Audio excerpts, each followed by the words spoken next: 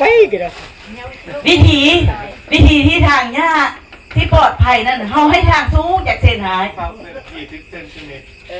ทางเส้นเหรอที่บอกเราก็ถือกันแล้วเนาะโอ้ยเอาไปเลยซะเสื้อจะเลือกเอาเลยตามใจจะลดค่อยเอามาปะไปละเจ้าพูดเซฟไปเลยเซฟไปเลยเจ้าสิได้อยู่ดูเจ้าหันมือค่อยมันอยู่ต้องพักลาดแต่ว่าลูกลาดไปแล้วบัดสมัครไปบัดบ่ได้มานะก็เรื่องเงินเขาถือว่าตามที่ทางนายบ้านเพิ่นประกาศเนาะก็ถือว่าสำหรับคำคืนของบุแรงประชุมร่วมก็ถือว่าจะได้เฮ็ดกิจกรรมกับการจะตั้งแล้วก็ทางจังซั่นก็ถือว่ากันว่ามาแต่ให้แต่หน้าหรือว่าหลอดไฟกินหลอดไฟที่คอยพัดติดไว้เซินโอ้ได้ใส่ประโยชน์แล้วหลอดไฟสายไฟนี่เซินเข้ามาทางโรงเรียนพี่แหละเนาะทางโรงอาหารมาทำมันเรียบร้อยแล้วเอาจังซั่นปัจจุบันนี้ก็ถือว่าทางตอดเข้ามาเด้อคณะทีมงานก็กำลังรอท่าเนาะก็สิมีกิจกรรมสำหรับค่ำคืนของมื้อแรงนี้เนาะดูไฟให้ตุ้มโตจังแล้วก็มื้ออื่นก็ถือว่าจะเป็นคุณขึ้นมาหน่อยเด้อตอนแรกก็จะมีการใส่หนังจอใหญ่เนาะใส่สารคดีบ้านนอกบ่ได้บอกเกี่ยวกับอุบัติเหตุการเกิดอุบัติเหตุเนาะจากลูกระเบิดซึ่งเป็นการเกิดอุบัติเหตุตัวจริงเนาะใน18แขวงทั่วประเทศลาวแต่เฮาพิเศษก็แม่นแข่งขบวนแข่งขบวนก็เป็นแข่งหนึ่งที่ว่าพบปัญหาลูกระเบิดเนาะแตกใส่ประชาชนในแต่ละปีโดยเฉพาะก็แม่นผู้ที่ไปซอกอยู่หากินหรือว่าผู้ที่ทำการผลิตเนาะขยายเนื้อที่ให้เนื้อที่นาหรือว่าเนื้อที่กสิกรรมต่างๆแต่ว่าทุกกิจกรรมทางครูอาจารย์เพิ่นก็จะมีการแจกของขวัญรางวัลเนาะพิเศษก็เป็นกลุ่มเด็กเด้อมื้ออื่นเด้อเด็กมื้ออื่นเนาะผู้ที่ได้เรียนแล้วก็บ่ได้เรียนก็ถือว่าให้มาอยู่บนเก่านี่แหละเนาะทางคณะทีมงานเพิ่นก็จะมีการแจกของขวัญรางวัลบ่ว่าสิเป็นเสื้อเนาะเล็กน้อยเป็นเสื้อเป็นปึ้มเฮียนและก็ปึ้มกำลาเฮียนบิ๊กซอเขามาทางขอนอกเต็มเลยมาฝากมาต้อนลูกหลานพี่น้องชาวบ้านฉบับเลขที่13เดือนกุมภาพันธ์ปี1996เนาะโครงการเก็บกู้ระเบิดแห่งชาติลาวอยู่ภายใต้การสีดำดูแลของกระทรวงแรงงานสวัสดิการสังคมลงพระบทบาทของโครงการเก็บกู้ระเบิดแห่งชาติลาวสร้างตั้งขึ้นมาเพื่อ2จุดประสงค์ใหญ่ๆเนาะ1เพื่อว่าเป็นการลดทอนจำนวนอุบัติเหตุจากลูกระเบิดที่บนนั้นแตกโดยผ่านการโฆษณาเพราะว่าสิเป็นล้วนแล้วแต่ได้รับผลกระทบจากปัญหาลูกระเบิดดังกล่าวเนาะในระยะปี1964ปี1973ประเทศสาธารณรัฐประชาธิปไตยประชาชนลาวได้รับลูกระเบิดหลายกว่า2ล้านต้น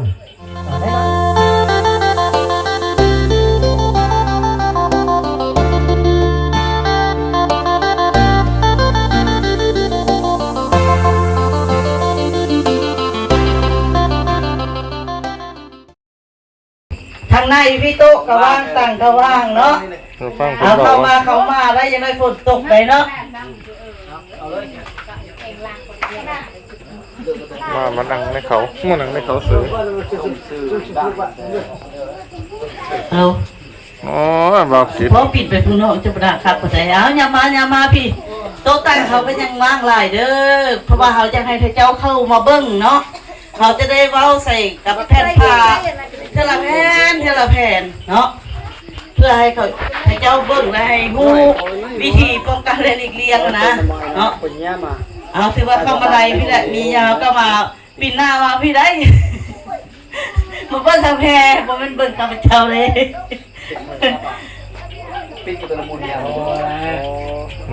ความดุ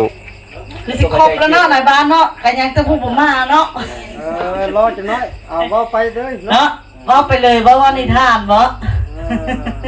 เดี๋ยวว่าร้องเพลงก็บอก อาจารย์รอกันร้องก่อนสิตบมือ เบิ่งได้มัดเบ้มัดงัวมัดควายให้ดี เข้ามามาสร้างกิจกรรมก่อนเนาะ นะ ฝนเพิ่นคือสิบ่ตกดอกเพิ่นตกพอละดิ โอ้ยบ่ตกเลย บ่โตะดอกท่วมเลย แต่ตกก็บ่ได้ประมาณ11 ทีมงานคุณภาพซุมนี้ข้าเจ้ากำลังตัดแต่งคนแก่กันอยู่อย่างขมักเขม้นพ่อแต่ อันเจ้าสิร้องเพลงหยังล่ะบัดนี้เอ้าเพลงขอเงินเมียไปเสียค่าห้อง เอาเพลงเจ้าของไหมเอาเพลงเจ้าของ เจ้าแต่งเองร้องเองที่แห้งคักเลย เสียงชดเลยเนาะ ว่า ให้เฮาสิตบ สด มือ กั เด้ บ อ บ่มีดนตรีก็สิม่วนดิ โอ้ใช้ดนตรีเอาใช้ดนตรีเอา เออ อันนั้นเด้ เอาเปิด บ่มีมือคีย์บอร์ด เสียงชดเลยเอาเสียงชดเลย เปิดใน YouTube มาดิกับเพลง นี่แต่ว่ามือคีย์บอร์ดเพิ่นออกไปแล้วนี่เพิ่นก็ประกาศเอาใหม่ไปอยากไปสมัครไปเป็นคีย์บอร์ดแล้วไปสมัครโหลดเด้อ สมัครได้บ่ ได้ จักเดือนน่ะ ฮะ จักเดือน เป็นคีย์บอร์ดได้เป็นเล่นคีย์บอร์ดได้ เป็นสมัคร เป็นจัดเดือนเป็นเล่นคีย์บอร์ดได้สมัคร เล่น เข้า จนเป็น เรียกว่าลูกหลานสมัคร เพลงของเสียงก็ยังตื่นเต้นแล้วนึงนี่ เป็นแล้วไปสมัครเลยอยู่ทีมงานให้เฮานี่เป็นคีย์บอร์ดไอ้รถ ถ้าขายดีบ่พอ เอ้ยมาไปนี่มันขาดคีย์บอร์ดเลย ได้อยู่บ่ ได้ไปสมัครขนาด เก่งคีย์บ โอ้ อร์ด ยันว่าสมัครเลยบ่ได้อัน ยันว่าอายุเกิน เกินก็บอกว่าสบาย40ขนาด30ปลายนี่เพิ่นก็เอา35นี่นะ 40แล้วบ่ได้เกินหรอก จะกรรมอะไรผู้ใดที่คีย์บอร์ดเพิ่นให้ต้องการแหละเอ้า บ่แม่นเอาผิดพลาดประการใดก็ขอโทษขออภัยนำได้หลายเด้อบางทีอาจจะสะดุดก็มีได้ลืมทำนองก็มีนะ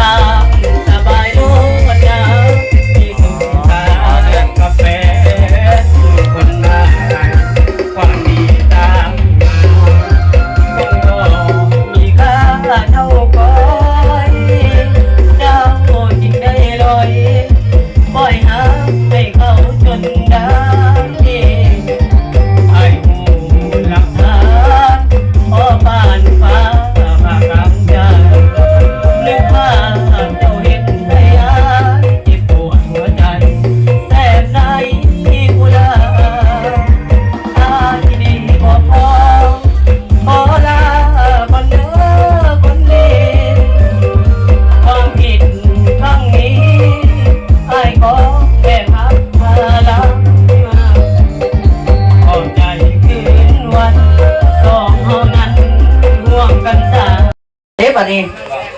กระม่วนอะไรเนาะเราอันมีตู้ได้แม่นบ่ผมแม่ว่าสิได้ไปสรุปอยู่งานจะอีกนะมีตู้ไปลองตู้จะระเบิงเลย อยู่กวนควายมีบ่นักห้องบ่นะ ฮะ อยู่กวนควายมีบ่นักห้องบ่นะ นี่แหละตัวบ้านนั่นเนาะ บ่เขาเจ้าบ่นะปานใด มี เออเขาเจ้าบ่มาเขาเจ้าบ่กล้าได้เฮาก็ไปเปิดคาราโอเกะเลยเฮาบ่มีมือคีย์บอร์ดเด้แล้วเขาเจ้าบ่กล้าปานใดเนาะแล้วก็บ่มีแหละมีแต่ได้เฮานี่แหละ ฉบับเลขที่13เดือนกุมภาพันธ์ปี1996เนาะโครงการเก็บกู้ระเบิดแห่งชาติลาวอยู่ภายใต้การสีดำดูแลของกระทรวงแรงงานสวัสดิการสังคมลงวันที่4 ธันวาปี 1996 จนถึงปัจจุบันนี้เนาะโครงการเก็บกู้ระเบิดแห่งชาติลาวเป็นโครงการมนุษยธรรมซอยเรือล่าของรัฐบาลร่วมกับองค์การสากลและกับประเทศกูร่วมพัฒนาเนาะหลายๆประเทศที่ว่าได้ให้ทุนสนับสนุนให้โครงการเก็บกู้ระเบิดแห่งชาติลาวโดยการจีนนำพาของกระทรวงแรงงาน จริง ส อ วัส เม ดิ ริ การ กา สังคม ให้ปีละ ได้สร้างตั้ง 90 ล้า มาน ตั้งแต่ 90 ปี ล้านแล้วก็ไป 1996 3,000 ล้านบาทต่อปีให้ประเทศลาว กว่า จนให้ประเทศลาวปีละ 3,000 ล้าน โครงการเก็บกู้ระเบิดแห่งชาติลาวเป็นโครงการมนุษยธรรมซอยเรือล่าของรัฐบาลสร้างตั้งขึ้นมาเป็นเวลา20ปลายปีเนาะก็ถือว่าปัจจุบันนี้ก็ถือว่าครบรอบ30 ปีพอดีพระบทบาทของโครงการเก็บกู้ระเบิดแห่งชาติลาวสร้างตั้งขึ้นมาเพื่อ2จุดประสงค์ใหญ่ๆเนาะ1เพื่อว่าเป็นการลดพรจำนวนอุบัติเหตุจากลูกระเบิดที่บ่ทันได้แตกโดยผ่านการโฆษณาเพราะว่าสิเป็นกลุ่มเด็กกลุ่มผู้ใหญ่ผู้ที่มีความเสี่ยงนอนอยู่ในพื้นแผ่นดินเนาะของประเทศลาวบ่อนที่ว่าลูกระเบิดตกใส่ตั้งแต่ปางสงครามจนถึงปัจจุบันนี้เนาะจุดประสงค์อันที่2เฮ็ดหยังเพื่อกวดกู้ลูกระเบิดที่บ่ทันได้แตกเพื่อเพิ่มเนื้อที่ให้มีความปลอดภัยโดยเฉพาะกระแม่นพื้นที่ทำการผลิตเนาะหรือว่าพื้นที่พัฒนาพื้นฐานโครงสร้างแต่ละเขตแต่ละท้องถิ่นเนาะที่ว่าทางภาครัฐหรือว่าทางองค์การสากลอยากปลูกสร้างหรือว่าอยากทำการผลิตเพราะว่าสิเป็นการขยายถนนหนทางการปลูกสร้างเนื้อที่ต่างๆการเจาะน้ำบาดาลเนาะการรวดแล้วแต่แม่นโครงการเก็บกู้ระเบิดแห่งชาติลาวแถวนี้เป็นผู้จัดตั้งปฏิบัติกวดออกให้มันหมดเนาะสำหรับลูกระเบิดที่ว่าตกใส่ประเทศลาวแถวในช่วงปี 1964 หาปี 1973 ประเทศลาวเนาะประเทศสาธารณรัฐประชาธิปไตยประชาชนลาวนับแต่เหนือลงมาฮอดใต้แต่ใต้ขึ้นไปฮอดเหนือล้วนแล้วแต่ได้รับผลกระทบจากปัญหาลูกระเบิดดังกล่าวเนาะในระยะปี 1964 หาปี 1973 ประเทศสาธารณรัฐประชาธิปไตยประชาชนลาวได้รับลูกระเบิดหลายกว่า2 ล้านต้นในนั้นลูกระเบิดบอมบี้หรือว่าลูกระเบิดบานหรือว่าสัมภวุธทั่วไปเนาะก็มีถึง270 ล้านหน่วยเฉพาะบอมใหญ่ก็ถือว่ามีอยู่4 ล้านหน่วยในนั้นก็ถือว่า 30% หรือว่าเท่ากับ80 ล้านหน่วยในปัจจุบันที่บ่ทันได้แตกมันได้กวมเอาเนื้อที่ของประเทศสาธารณรัฐประชาธิปไตยประชาชนลาวแถวนี้เนาะไปประมาณ 87,000 กิโลเมตรเท่ากับ1/3ของพื้นแผ่นดินของประเทศลาวจากนั้นในปัจจุบันนี้จึงเฮ็ดให้ลูกระเบิดดังกล่าวที่ว่าตกในสมัยสงครามเนาะยังสืบต่อแตกใส่ประชาชนอย่างเรียนติดเรียนต่อเนาะบ่หยุดบ่ยั้งใน18แข่งทั่วประเทศลาวโดยเฉพาะกระแม่นแข่งขบวนแถวนี้เนาะก็ถือว่าเป็นแข่งหนึ่งที่ว่าได้รับลูกระเบิดนักหน่วงเป็นอันดับ3เนาะของประเทศลาวเป็นอย่างแข่งขบวนจึงได้รับลูกระเบิดหลายเป็นอันดับ3ของประเทศลาวก็เนื่องจากว่าแข่งขบวนเนาะแข่งขบวนนี่ก็ถือว่าเป็นแข่งหนึ่งที่ว่าเป็นเส้นทางผ่านของเวียดนามเหนือเนาะอยากลงมาปลดปล่อยเวียดนามใต้โดยภายใต้การชี้นำของประธานโฮจิมินห์เนาะหรือว่าลุงโฮในอดีตเนาะจึงเฮ็ดให้ลุงโฮจิมินห์นี้เนาะขอเส้นทางผ่านโดยเฉพาะกระแม่นแข่งขมวนจุดเริ่มต้นกระแม่นเมืองโบราพาเป็นเส้นทางนักที่ว่าในระยะนั้นเนาะท่านประธานโฮจิมินห์ขอเส้นทางผ่านเพื่ออย่าง1เพื่อลำเลียงกองทหารจากเวียดนามเหนือลงมาปลดปล่อยเวียดนามใต้2เพื่อลำเลียงการส่งเสบียงอาหารจากแนวหลังสู่แนวหน้าเนาะจึงเฮ็ดให้แข่งขบวนในเฮานี้มีลูกระเบิดนักหน่วงเป็นอันดับ3ของประเทศลาวในพื้นแผ่นดินของประเทศลาวเนาะทั้งหมดมีอยู่ 236,800 กิโลเมตรลูกระเบิดดังกล่าวได้กวมเอา1/3เท่ากับ 87,000 กิโลเมตรในปัจจุบันนี้เนาะ 30% แตกหมดแล้วบ่ยังบ่ทันได้แตกเนาะจังซั่นในปี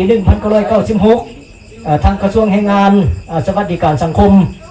โดยได้รับการสร้างตั้งขึ้นเนาะโดยนายกรัฐมนตรีเพิ่นอนุญาตให้สร้างตั้งขึ้น9แข่งทั่วประเทศลาวก็คือ1โรงพระบางหัวพันเสียงขวงคำม่วนสวรรณเขตสารวันจำปาสักเซกองและอัตตปือมี9แข่งทั่วประเทศลาวเนาะในปัจจุบันเป็นอย่างเพิ่นจึงบ่สร้างตั้งบ่มีความสามารถสร้างตั้งขึ้นฮอด18แข่งทั่วประเทศลาวก็เนื่องจากว่า1ทุนสนับสนุนจากองค์การสากลเนาะทุนสนับสนุนจากภาคส่วนประเทศคู่ร่วมพัฒนายังบ่ทันได้เพียงพอพนักงานบุคลากรยังบ่ทันได้เพียงพอเนาะปัจจุบันนี้จึงมีแต่พอเพียง9แข่งทั่วประเทศเรารวมกับแข่งขมวนเนาะ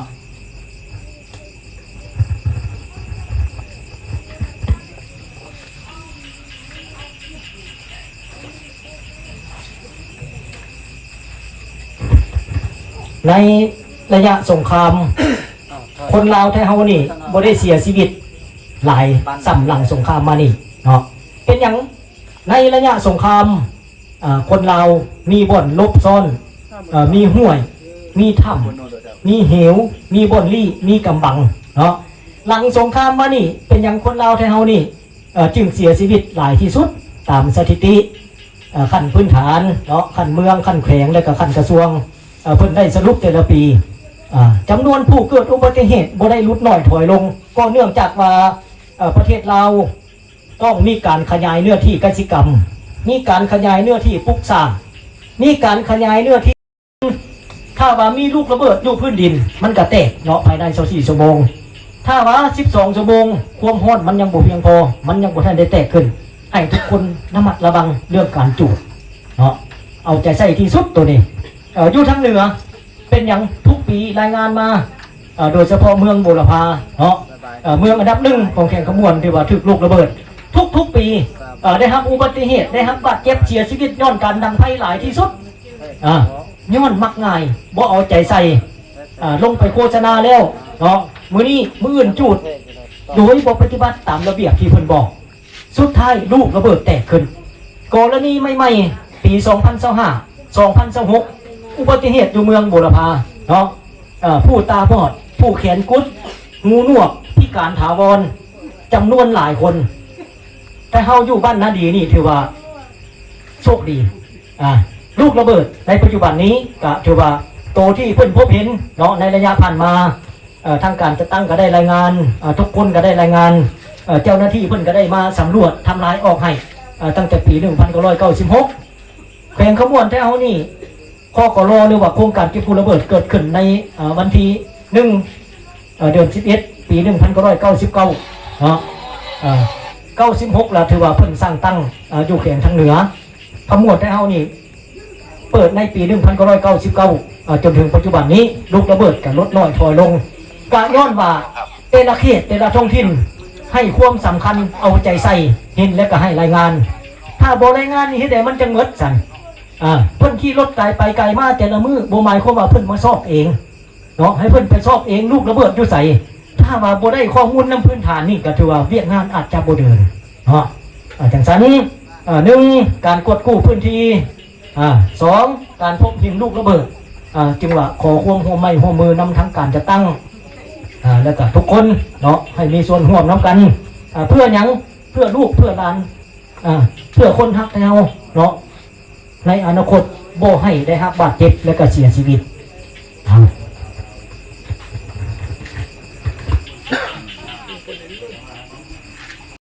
นี่สร้างตั้งขึ้นมาเพื่อหยังเพื่อทุกคนนอนอยู่ในบนผืนแผ่นดินของประเทศลาวเท่านี้ถ้าว่าได้รับอุบัติเหตุบาดเจ็บถึงขั้นเสียชีวิตเพิ่นจะมีการลงมาช่วยเหลือในโอกาสต่อไปเนาะเฉพาะกองทุนมี2กรณีที่1มีผู้ได้รับกรณีที่2มีผู้บ่ได้รับตัวนี้ก็ถือว่าให้พังนำกันเนาะรายละเอียดเนาะแล้วจากท่านเพิ่นก็ยังมีโปสเตอร์อยู่ให้ท่านในบ้านไปติดมีเบอร์ฉุกเฉินอยู่หั่นเนาะเบอร์ฉุกเฉินผู้ที่พบเห็นลูกระเบิดเบอร์ฉุกเฉินผู้ที่ถูกอุบัติเหตุได้รับบาดเจ็บถึงขั้นเสียชีวิตเนาะบัดนี้เราจะมาอธิบายเกี่ยวกับกองทุนผู้ที่ได้รับบาดเจ็บผู้ที่ได้รับแม่นไผ1ผู้ที่มีสัมมโนครัวตัวเลขเป็นประชาชนลาว ขึ้นกับบ้านใดบ้านนาดีมีตัวเลขสมโนครัวนอนอยู่ในบ้านนาดีเนาะถือว่าถ้าว่าเกิดอุบัติเหตุได้รับบาดเจ็บถึงขั้นเสียชีวิตทั้งองค์การช่วยเหลือของกระทรวงแรงงานสวัสดิการสังคมร่วมกับองค์การสากลเพิ่นจะลงมาช่วยเหลือทันที 2. อุบัติเหตุเกิดจากจุดเริ่มต้นไปหาห้องหมอจากไสจากบ้านนาดีไปหาห้องหมอเมืองไปหาห้องหมอแขวงไปหาห้องหมอกระทรวงสวรรค์เวียงจันทร์บ่อนที่แพทย์หมอมีเครื่องมือทันสมัยปีนปัวเนาะเป็นยังจึงไปฮอดนครหลวงคือระยะผ่านมาอยู่เมืองบุรพาอุบัติเหตุหายแหงขั้นเมืองบ่หับส่งมาแขวงขั้นแขวงบ่สามารถหับเนาะเพราะว่าอุบัติเหตุมันหายแหงได้ส่งขึ้นไปทั้งห้องหมอทั้งนครหลวงเวียงจันทร์ตัวนี้ทั้งองค์การช่วยเหลือเพิ่นจะจ่ายเงินคืนให้ค่าสิ้นเปลืองเนาะซื้อน้ำมันใส่เท่าไหร่จากบ้านนาดีถ้าเฮาไปเมืองไปแขวงไปเวียงจันทร์เมารถเท่าไหร่เสียเท่าไหร่เอารถตัวเองไปสิ้นเปลืองเท่าไหร่เพิ่นจะลงมาจ่ายคืนให้เนาะค่าสิ้นเปลืองบ่แม่นได้ลูกระเบิดแตกป้างขึ้นแล้วถ้าให้เพิ่นมาซะก่อนจะเอาคนไปตัวนี้บ่ทันเด้อตัวนี้เด้อผู้ที่เจ็บให้มันอดบ่ทันเนาะมันอดบ่ไหวต้องเอาไปก่อนรถสิเอาไปเมืองก็เอาไปไปให้เมืองเบิ่งก่อนคันว่าเมืองนี่บ่ฮับจำเป็นเพิ่นต้องได้เฮ็ดใบนำส่งไปแขวงบ่ฮับเพิ่นเฮ็ดใบนำส่งฮอดนครหลวงเวียงจันทร์ทั้งองค์การช่วยเหลือเพิ่นจะลงมาช่วยเหลือน้ำหลังให้เอาไปไว้ด่วนก็โดดเฉพาะคนเจ็บเด้อ3 บาทนี่ในเมื่อฮอดแพทย์ฮอดหมอแล้ว1การช่วยเหลือมีหยังค่ายาค่าผ่าตัดทุกสิ่งทุกอย่างบ่จำกัดเพศเด้อยิงเอาทรายเอาแล้วแต่การสัมภาษณ์ของคณะกรรมการเนาะตัวนี้ถือว่าให้ผู้ที่มาห่วมนำแถวนี้เนาะคันว่ามีลูกมีหลานมีผู้ที่ว่าบ่ได้ไปทั้งใดเนาะเรียนจบมาสนใจหรือว่าต้องการอยากเข้ามามีส่วนร่วมอยากเข้ามาพัฒนาหรือว่ามาเฮ็ดเวียกซอยโครงการเก็บกู้ระเบิดแห่งชาติลาวแถวนี้ก็ถือว่าสนใจก็แม่นให้ไปเอาเอกสารเนาะอยู่ห้องบริหารอยู่เมืองตะแขกแข่งขมวนอยู่ทางข้างวัดจอมทองนั่นแหละผู้ใดฮู้วัดจอมทองก็ถือว่าเห็นเนาะโครงการมักใหญ่อยู่หั่นสนใจก็แม่นไปเนาะตัวนี้ถือว่าเป็นข่าวดีในปี 2026เนาะเพิ่นก็ได้รับบุคลากรหรือว่ารับพนักงานหลายตำแหน่งบ่ให้รุด18แล้วก็บ่ให้กาย45เนาะอย่างต่ำก็แม่นม.ต้นหรือว่าม.ปลายยิ่งเป็นการดีการแม่นผู้ใดมีพรสวรรค์ในการเล่นดนตรีก็ถือว่าเพิ่นจะพิจารณาพิเศษเนาะเอาบัดนี้คันว่าบ่มีหยังถามเนาะคันว่าบ่มีหยังถามคันว่าคิดออกก็มื้อจังมาถามก็ได้เนาะแถวยังสิอยู่นี่2วันคันว่ามื้อนี้คิดบ่ออกคำถามมื้อก็มาถามคันว่าถ้าเฮานี่ตอบบ่ได้ก็ยังมีขั้นเมืองขั้นแขวงระเบิดเนาะเพราะว่าระเบิดนั้นบ่ฮู้ได้สิอยู่แก่ใดเนาะฉะนั้นวิธีที่ว่าไปเลี้ยงวัวเลี้ยงควายที่ปลอดภัยนั้นเฮามัดใส่งามไม้ได้ที่ปลอดภัยเนาะเอาบัดนี้การขุดบัดนี้ขุดได้ที่ปลอดภัยกันสิเว้าแหละถ้าว่าการขุดถ้าว่าระหว่างจุกกับสวนเนาะ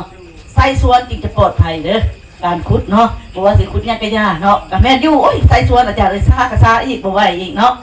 ก็แม่นแต่ว่าเพื่อความปลอดภัยเฮาได้ซะเนาะเพื่อบ่ให้ระเบิดแตกใส่เพราะว่าระเบิดถ้าว่าอยู่ทางหน้าดินเขาอาจจะเห็นถ้าว่าอยู่พื้นดินเขาจะบ่เห็นเนาะฉะนั้นเพื่อความปลอดภัยระหว่างการขุดที่ปลอดภัยให้ใส่สวนจึงจะปลอดภัยเด้อบ่ให้ใส่จุกได้วันนี้อันน่ะใส่เสียไม่ได้จึงจะปลอดภัยบัดนี้เนาะการขุดเนี่ยนะ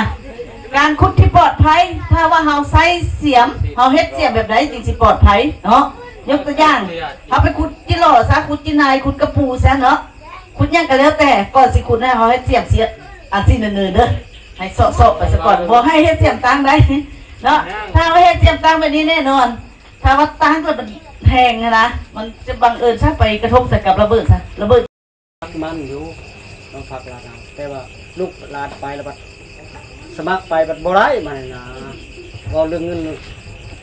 อ่อนนะอันตอนนั้นก็หาเขาก็บ่ฮู้หรอกแต่ว่าเดี๋ยวนี้ล่ะไป ไปเส่งรถถ้าผู้ใดได้ก็คือได้เนาะมันจะบอกว่าเรื่องเงินเรื่องทอง อันนี้แหละ ใช้ความสามารถเขาเองเลย เพราะว่าลูกหลานค่อยๆไปสมัคร โดยไปสมัครใหม่อีกบ่ได้เท่านี้เขาเอาเท่าหน้าเนาะบ่ได้เอาเรื่องเงินเรื่องทอง แต่ว่าไปเส่งตัวจริง บอกก็จะเอา ถ้าว่าได้แล้วก็คือได้เนาะอันนี้ก็ ก็แม่นอยู่ละทางอันแบบที่จะมาสาธารณเนาะแต่ว่าลูกหลานมาเลยว่าไปสมัครความจริงแล้วไปสมัครแต่ว่าโอ้ยมากันเว้าเรื่องอันนั้นละ มีอาชีหายอ่ะฟังเด้อ โห มีแล้วมีหาย มีแล้ว สุดละ ลูกเด็กได้จะคนลูกเจ้าหา จองแล้ว โอ้ยโอ้ย ดอกค่อยก็อยากพิษแล้วถามว่าเพิ่นได้ลูกสองเฮ้ยจะโมแม่นดอกเมียว่าสิแลเนาะเอามาก็สิถามเจ้าเด้อเวลาไปพบพ่อหมักระเบิดอยู่ให้อยู่นาอยู่ไสก็แล้วแต่แล้วเจ้าเห็นแล้วเจ้าสิมารายงานผู้ใดค่ะ ตรงนั้นในบ้านเลยเนาะ นอกจากไหนบ้านละลายไปอีก เอาผู้คณะกันในบ้านกันการตั้งคนแล้ว ใครจะตั้งคนเนาะเอาเห็นบ่ได้หลายบ่เอา ปั๊บบักชิบ เอามาหายคอย ที่ ถา ต ม อน เจ้า แร เด้ กเป็น อ ไปกันนะ วิธีที่ทางยากที่ปลอดภัยนั่นเฮาให้ทางสู้จากเส้นหายทางเส้นเหรอถึงบอกก็แล้วก็ถือกันแล้วเนาะ